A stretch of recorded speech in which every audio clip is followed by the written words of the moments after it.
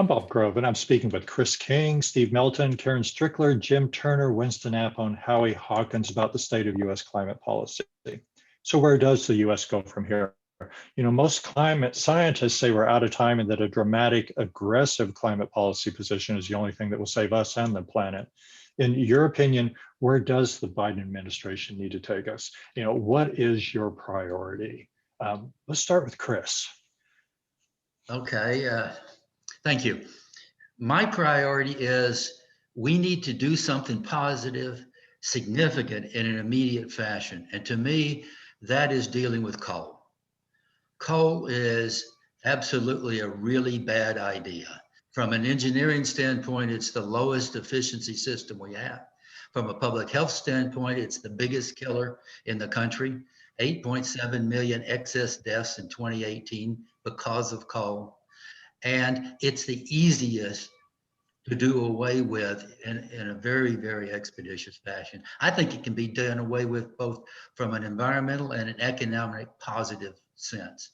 So for me, if we're going to get the energy of the public behind something, we need to show them that we can do this, we can do it well, and we can accomplish it without destroying the economy like everybody talks about on the negative side of climate change. So that's my first priority. Thanks. Thanks, Chris. Howie. Well, I would say my first priority is to stop fracking these pipelines and new fossil fuel infrastructure.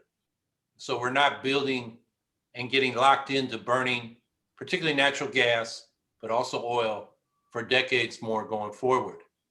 But I also think it's important. I was the first candidate to run on a Green New Deal in this country in 2010, running for governor in New York, and still running on it, running for president last year. The Democrats took the slogan and unfortunately watered down, particularly the climate aspects, when they brought it to the House and the Senate as a non-binding resolution. But without going into those details, the idea is that we need a plan to get to 100% clean energy and zero and then negative greenhouse gas emissions. Because if 350 parts per million carbon in the atmosphere is the safety threshold that climate scientist James Hansen talked about, and we're now at 415, we not only have to stop emissions, we got to draw it back down, which means a Green New Deal not only deal with power production, but we talked about this earlier, agriculture. We need to transform agriculture so soil becomes a carbon sink, and afforestation. And we got to deal with all the sectors, not just power production, but transportation, manufacturing, buildings, and agriculture. And the other part of the Green New Deal that they kept in with at least some wording was a commitment to an economic bill of rights, the right to healthcare, employment, income. And I think that has to be part of the Green New Deal to build a political base of support, because the corporate interests, the fossil fuel interests, always pitted as jobs versus the environment, when the fact is we'll get more jobs by dealing with this climate crisis and transforming our system for clean energy than we will by sticking with fossil fuels, by orders of magnitude in terms of the number of jobs. Well, thanks, Howie. I think most people in the room here support the Green New Deal, but Stephen, you're opposed to that. You want to comment on it? Not really. I'll just say that it doesn't have support in Congress. It doesn't. I mean, that's the Democrats don't want to handle it. Nancy Pelosi doesn't want to handle it. Nobody in the Senate wants to handle it. It's become the term has become value loaded and divisive, and that isn't what we want. What we want is bipartisan votes that can win and start carrying the ball forward. So, you know, there's a lot in the Green New Deal, which I like. I just don't want to hitch my star to a political loser. Boy, I hope this doesn't count against my time here. It doesn't count against my time. That's it. That's all you get to say. That's what you're going to go on the record for, right there. No, Stephen, you're into climate dividends. I mean, that's your priority. Well, it's carbon pricing, and you know, why fight what the scientists say? Why fight what the economists say? Why fight what the Chamber of Commerce says? Why fight what Janet Yellen says as the Secretary of the Treasury? Why are we fighting it? What we need to do if we want to start rapidly managing and reducing carbon emissions, CO2 emissions, is to put a price on carbon fuels and increase that price every year so people start to switch to alternatives. It's working in Canada, it's working in Europe, it would work in the United States. And very importantly, the United States is only 15% of global emissions. China has twice the emissions we have. India and Russia also have significant emissions. We need policies in the United States which will not just affect what we do domestically, but can be exported. And a global price on carbon is the indispensable thing that we need to do to get all the countries of the earth aligned to meet their Paris commitments and get us down to zero net emissions by 2050. That's the only policy that we can enact, which will transcend political boundaries and get to the heart of the matter, which is economics activity in all countries. You mentioned that China and India have larger emissions than the United States, Right. but they also have populations that are a magnitude larger than ours. When we look at emissions per capita, isn't the United States the largest emitter in the world? In emissions per capita, it might be Canada, it might be Australia. We're certainly the largest major country, and we can bring that down. I'm not excusing it, but what I'm saying is that even if the United States went to net zero by 2030, and the Chinese and the Indians and the Russians didn't, or kept on their same path, we would still lose the planet. We can't think that it's our individual virtuous actions as individuals or as single countries that matter here. What matters is a coordinated global policy. And that's what we need to start working on immediately. And if we can have global carbon pricing forced by the economically most powerful countries in the world, then we can get everybody on board here. Yeah, thanks, Steve. Jim, what's your priority for climate? For us to make big use of wind and solar, we've got to be able to move energy around our nation to meet the needs of bad weather, droughts, early melting of snow, leaving the Pacific Northwest without power in the late summer, and such things.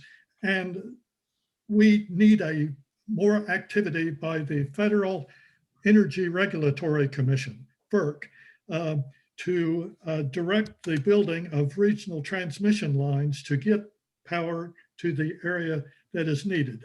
And I think this is something that the Biden administration can direct its attention to, getting better people on that board, as well as the post office board, because the post office is wanting to buy a lot of gasoline vehicles. Thanks, Jim. Karyn, what's your priority? Okay, I would say if I had a single priority, it's basically to pass comprehensive climate legislation that includes getting entirely off of fossil fuels no later than 2030, and would also, as Stephen suggests, include a fee on carbon pollution as one of the best public policy ideas that I believe still exists out there in order to slow climate change. And toward that end, Vote Climate US PAC has turned our 2020 voters guide that I mentioned earlier into a 117th Congress climate scorecard. So we listed election winners who are now incumbents in the US House and Senate, and the scorecard can be used as a resource between elections. So if you go to our website, voteclimatepac.org, it's featured on the homepage. It's called the 117th Congress Scorecard. And it's a tool that citizens, leaders, activists, organizers, and the media can use to find detailed climate change information on every single member of the US House and the US Senate. It's a unique resource that Americans will need in order to build a grassroots movement, a meaningful grassroots movement to pass climate legislation while climate action candidates are in control of the White House, US House, and the US Senate. So I encourage people to go there and to join a group who is lobbying in this regard to pass legislation and find out where your people start and move them to a place where they're ready to support comprehensive climate legislation that gets us off fossil fuels and includes a carbon fee at least. Thank you, Karyn. And Winston, what are your priorities?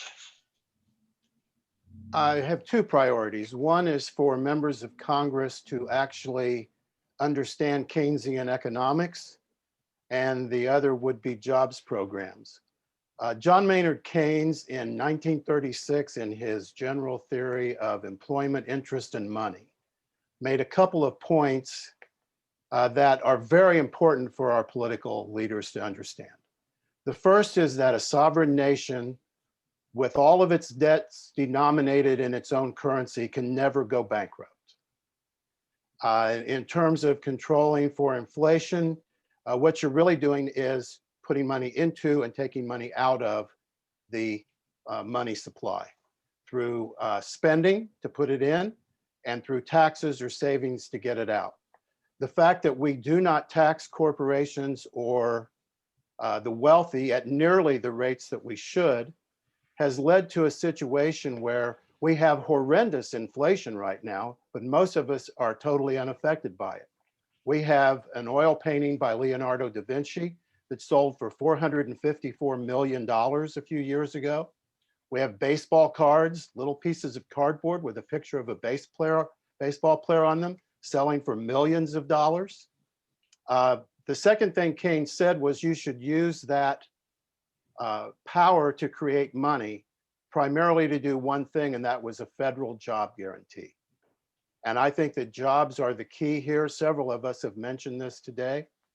There is so much work to be done moving to clean renewable energy, electric zero emission vehicles, et cetera, et cetera. The federal government can provide the funding to do that. No one else can. And if we focus on simply putting people to work. Okay, thank you, Winston. So I want to thank all of our guests for joining us today and give you an opportunity to tell us where people can learn more, reach out to you, and learn more about what you're doing. You want to start, Winston? Where can we reach? Yes, I have two websites. One is governmentbythepeople.org, which has some action items from the book that I'm currently working on writing. And the other is my personal website, winstonapple.net, where you can listen to my music and read the book I've already written and parts of the ones I'm writing. Thank you. Karyn?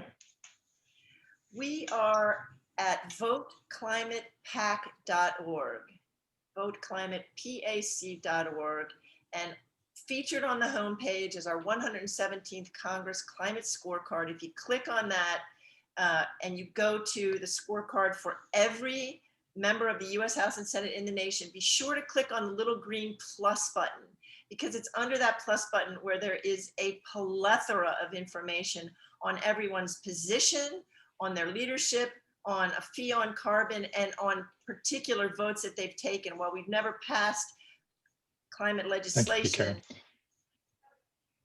we have picked some votes. Jim, where can people reach you?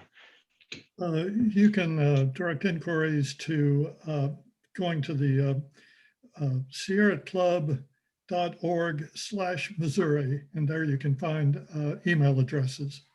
Thank you. Stephen? Yeah, our local website is kcccl.org. That stands for Kansas City Citizens Climate Lobby.org, kcccl.org. You can learn about us and link to our national and international sites. Thank you. Chris? Don't want people reaching out to you. If they don't know you, then they can just see you online or at the Earth Festival. Howie, how can we reach you in the Green Party? Well, I have a campaign website, howiehawkins.us. We're continuing the campaign on the issues, even though the election is over. You can find our budget for a Green New Deal, where we cost out how to transform all the sectors for clean energy, how many jobs it would create, and a whole lot of other stuff on the website. That's howiehawkins.us. Thank you, Howie. And thank everyone. And I want to thank our KKFI listeners. This is Eco Radio. I'm your host, Bob Grove.